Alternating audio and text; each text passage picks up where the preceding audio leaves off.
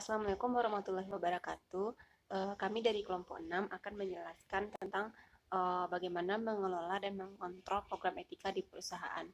Nah, perusahaan menerapkan prinsip-prinsip audit untuk memastikan apakah kode etik, kebijakan, dan nilai-nilai perusahaan memiliki dampak yang positif terhadap perilaku etis perusahaan.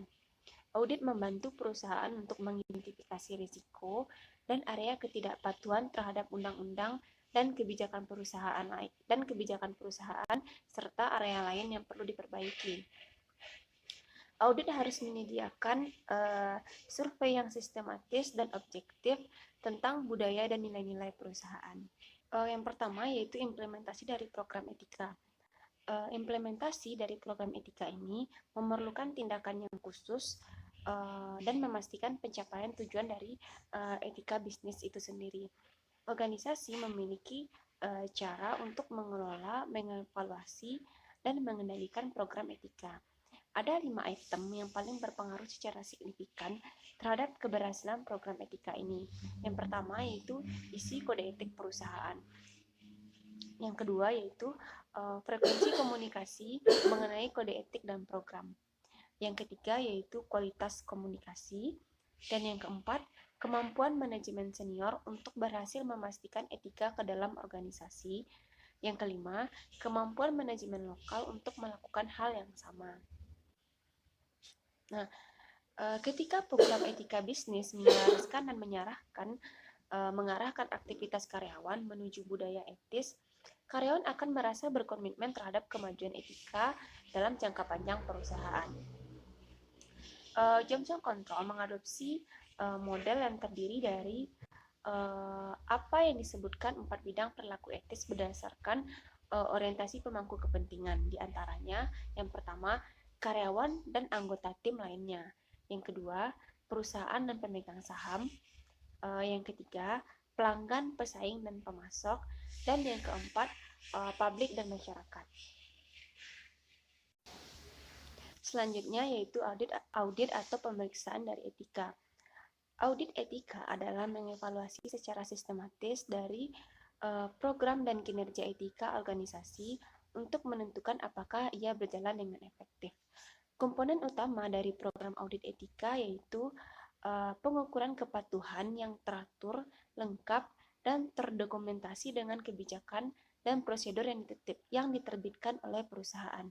Dengan demikian, audit memberikan kesempatan untuk mengukur kesesuaian dengan standar etika yang diinginkan oleh perusahaan. Audit dapat menjadi pendahulu untuk menyiapkan program etika karena audit mengidentifikasi standar dari etika perusahaan serta kebijakan dari perusahaan tersebut. Selanjutnya yaitu manfaat audit dari audit program etika ini. Untuk organisasi, salah satu manfaat terbesar dari proses audit adalah meningkatkan hubungan dengan pemangku kepentingan yang menginginkan transparansi yang lebih besar dari perusahaan. Banyak pemangku kepentingan menjadi waspada terhadap kampanye hubungan masyarakat dengan perusahaan. Jaminan verbal oleh manajemen perusahaan tidak lagi cukup untuk mendapatkan kepercayaan pemangku kepentingan. Audit etika dapat menyelamatkan countrywide finansial jika pinjaman berbohong dan memanipulasi data keuangan yang sebelumnya. Ketika perusahaan dan karyawan serta pemasok dan investor percaya, biaya pemantauan dan pengelolaan hubungan ini juga semakin rendah. Perusahaan mengalami lebih sedikit konflik dengan para pemangku kepentingan dan menghasilkan peningkatan kapasitas dan inovasi serta kolaborasi. Tantangan utama yang dihadapi CEO adalah isu-isu seperti kepercayaan, keberlanjutan, inovasi, keunggulan operasional, resiko politik, peraturan pemerintah, ekspansi global, reputasi serta hubungan dengan pelanggan dan keberlanjutan dari usaha perusahaan ini. Nah, melalui dari audit atau pemeriksaan etika, isu-isu ini dapat diredakan dan membuat hubungan dari kedua belah pihak akan semakin membaik. Selanjutnya yaitu manajemen dan pemulihan krisis yang etis. Manfaat signifikan dari audit etika adalah dapat mencegah krisis akibat pelanggaran etika atau hukum. Krisis yang berpotensi lebih menghancurkan daripada bencana alam dan gangguan teknologi. Sama seperti perusahaan, mengembangkan rencana manajemen krisis untuk menghadapi dan pulih dari bencana alam harus siap dengan biaya hukum dan keuangan yang lebih besar yang mengganggu operasi rutin dari perusahaan. Bencana etika mengikuti fase akselerasi yang dapat dikenali mulai dari pengenalan masalah etika dan putusan yang bertindak tidak etis hingga penemuan dan respon organisasi terhadap tindakan tersebut. Baiklah, kita masuk pada topik mengukur kinerja etis non-finansial. Meskipun sebagian besar peraturan etika dan kepatuhan perusahaan berfokus pada ukuran keuangan untuk benar-benar memiliki integritas, organisasi juga harus fokus pada bidang kinerja non-keuangan. Kata integritas dalam konteks ini menyiratkan organisasi yang seimbang tidak hanya membuat keputusan keuangan yang etis, tetapi juga etis dalam aspek yang lebih subjektif dari budaya perusahaannya. Sarbanes Oxley berfokus pada akuntansi yang dipertanyakan dan metrik yang menghancurkan nilai pemegang saham, tetapi model lain telah dikembangkan seperti Six Sigma, Balance Scorecard, dan Triple Bottom Line untuk menangkap kinerja etis organisasi struktural dan perilaku. Selanjutnya yaitu deskripsi alat ukur. Yang pertama yaitu sistem pengukurannya yang mana kartu skor berimbang.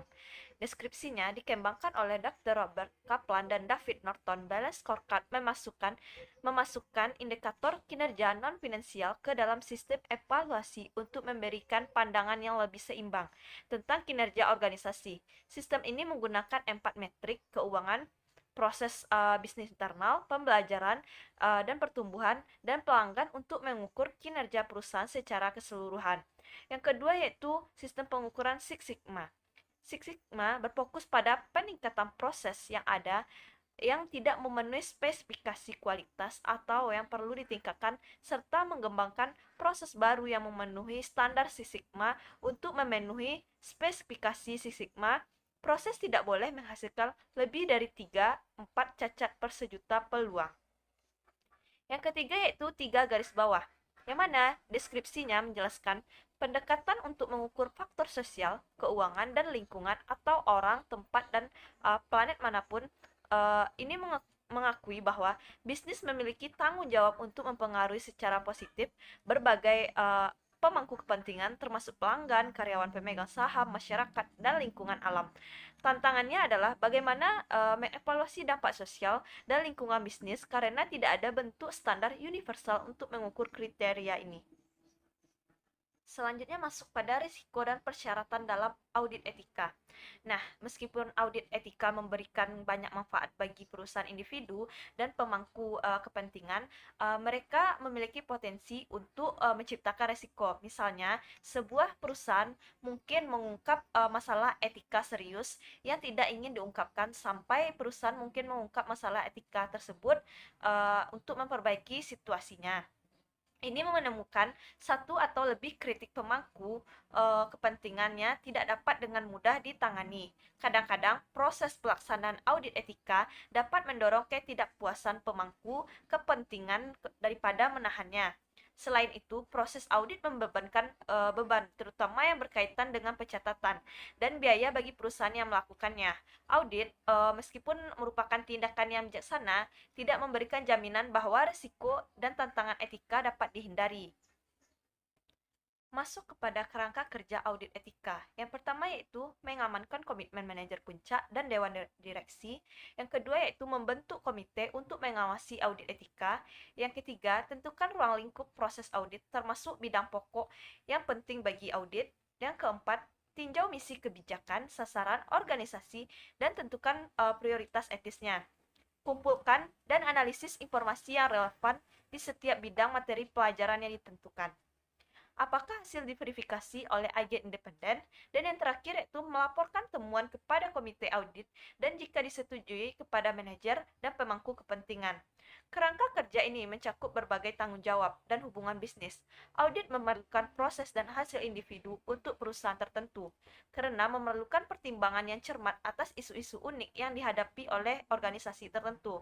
Misalnya, proses audit di Coca-Cola harus mempertimbangkan beberapa faktor spesifik. Untuk memastikan audit internal yang efektif, Dewan Direksi Coca-Cola menunjukkan komite audit yang bertanggung jawab untuk mencapai cakupan tinjauan laporan keuangan perusahaan serta penilaian manajemen risiko dan pengendalian internal dan pengungkapan serta prosedur pengaduannya dan terakhir yaitu program kepatuhannya. Model Corporate Social Risk memberikan contoh fiktif tentang bagaimana struktur tanggung jawab sosial perusahaan dapat diatur dalam perusahaan terkenal. Perhatikan gambar yang 9.3 ini.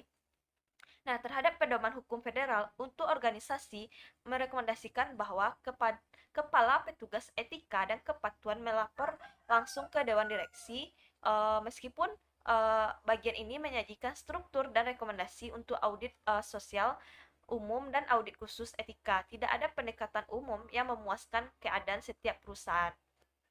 Berikut masuk kepada komitmen aman dari top manajer dan dewan direksi. Langkah pertama dalam melakukan audit apapun adalah mengamankan komitmen manajemen puncak perusahaan, dan jika itu adalah perusahaan publik, dewan direksinya memang mendorong untuk audit etika mungkin datang langsung dari dewan itu sendiri sebagai tanggapan terhadap kekhawatiran pemangku kepentingan tertentu atau reformasi tata kelola perusahaan yang terkait dengan Sarbanes-Oxley Acts yang menyarankan bahwa Dewan Direksi memberikan pengawasan untuk semua kegiatan audit.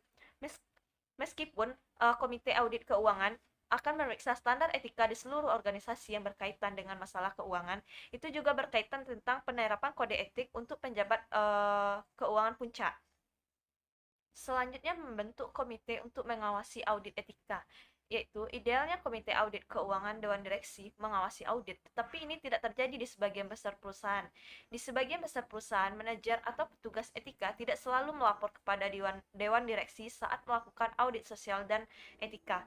Bagaimanapun, tim ini harus mencakup karyawan yang memiliki pengetahuan tentang sifat dan peran audit etika, dan orang-orang tersebut harus berasal dari berbagai departemen dalam perusahaan. Selanjutnya, tentukan ruang lingkup proses audit. Komite audit etika harus menetapkan ruang lingkup audit dan memantau kemajuannya untuk memastikannya tetap pada jalurnya. Ruang lingkup audit tergantung pada jenis bisnis, risiko yang dihadapi, dan peluang yang dimilikinya untuk mengelola etika. Langkah ini mencakup pendefinisian subjek utama atau area risiko yang penting untuk audit, misalnya keberlanjutan, diskriminasi, kewajiban produk, hak karyawan, privasi, penipuan, pelaporan keuangan, atau kepatuhan hukum, serta dasar di mana area-area ini dinilai. Berikutnya, tinjau misi organisasi, nilai tujuan, dan kebijakan, dan prioritas etis. Audit etika umumnya melibatkan perbandingan kinerja etis organisasi dengan tujuan, nilai, dan kebijakannya. Proses audit harus mencakup tinjauan pernyataan misi dan tujuan strategis. Misi keseluruhan perusahaan dapat memasukkan tujuan etika, tetapi ini mungkin terletak dalam dokumen terpisah, termasuk yang berfokus pada tanggung jawab sosial. Langkah selanjutnya dalam kerangka audit etis adalah mengumpulkan dan menganalisis informasi yang relevan. Beberapa teknik yang dapat digunakan untuk mengumpulkan bukti mungkin melibatkan pemeriksaan dokumen internal dan eksternal, mengamati proses pengumpulan data, dan mengkonfirmasi informasi dalam catatan akuntansi. Auditor juga dapat menggunakan analisis rasio dari indikator yang relevan untuk mengidentifikasi adanya inkonsistensi atau pola yang tidak terduga. Keterlibatan pemangku kepentingan dan budaya etis perusahaan juga menentukan seberapa sering pelanggaran terjadi di perusahaan.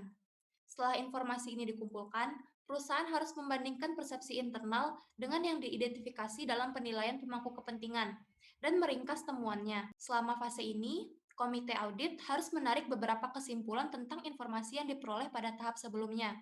Kesimpulan ini dapat mencakup penilaian deskriptif dari temuan, seperti biaya dan manfaat dari program etika perusahaan. Analisis data yang dilakukan harus mencakup pemeriksaan organisasi lain dalam industri dan kinerja mereka di bidang studi yang ditentukan. Verifikasi hasil. Verifikasi hasil dilakukan oleh pihak yang independen. Contohnya seperti konsultan audit sosial, kantor akuntan keuangan yang menawarkan jasa audit sosial, atau kelompok minat khusus nirlaba dengan pengalaman audit. Verifikasi independen memberikan perusahaan Verifikasi independen memberikan perusahaan, pemangku kepentingan, dan masyarakat umum ukuran kepastian bahwa perusahaan itu melaporkan kinerja etisnya secara adil dan jujur, serta memberikan penilaian terhadap sistem pelaporan sosial dan lingkungan perusahaan. Nah, langkah terakhir yaitu laporkan temuan. Dalam proses audit etika, langkah terakhirnya yaitu menerbitkan laporan audit etika. Hal ini melibatkan pelaporan temuan audit melalui laporan formal kepada Dewan Direksi dan Eksekutif Puncak. Jika disetujui, kepada pemangku kepentingan eksternal juga dapat dipublikasikan. Pentingnya strategi audit etika harus dilakukan secara teratur. Meskipun audit sosial dapat menimbulkan masalah, namun audit sosial dapat menghasilkan banyak manfaat. Dengan adanya proses audit, perusahaan dapat menunjukkan dampak positif dari perilaku etis dan inisiatif tanggung jawab sosial, sehingga dapat meyakinkan pemangku kepentingan tentang nilai mengadopsi praktik bisnis yang lebih etis dan bertanggung jawab secara sosial. Kesimpulan yang dapat diambil dari materi mengelola dan mengontrol program etika. 1. Agar program etika bisa dapat berjalan dengan lancar, maka perusahaan harus menerapkan kontrol dan sistem. Gunanya untuk memastikan bahwa program tersebut dijalankan secara efektif. 2. Audit etika adalah evaluasi sistematis program etika dari organisasi atau kinerja etisnya. 3. Audit sosial adalah program menilai dan melaporkan kinerja bisnis dalam memenuhi tanggung jawab sosial, ekonomi, hukum, etika, dan filantropi yang diharapkan oleh para pemangku kepentingannya. 4. Audit membantu perusahaan untuk menilai efektivitas program dan kebijakan mereka. Langkah-langkah dari audit etika adalah 1. Mengamankan komitmen manajemen puncak perusahaan atau dewan direksinya. 2. Membentuk komite atau tim untuk mengawasi proses audit. 3. Menetapkan ruang lingkup audit. 4. Peninjauan misi, nilai tujuan dan kebijakan perusahaan. 5. Mengidentifikasi alat atau metode yang digunakan. 6. Memiliki pihak independen di bidang keuangan. 7. Melaporkan temuan audit. Nah, sekian presentasi dari kelompok 6. Semoga dapat bermanfaat. Wabillahi taufiq wal hidayah. Wassalamualaikum warahmatullahi wabarakatuh.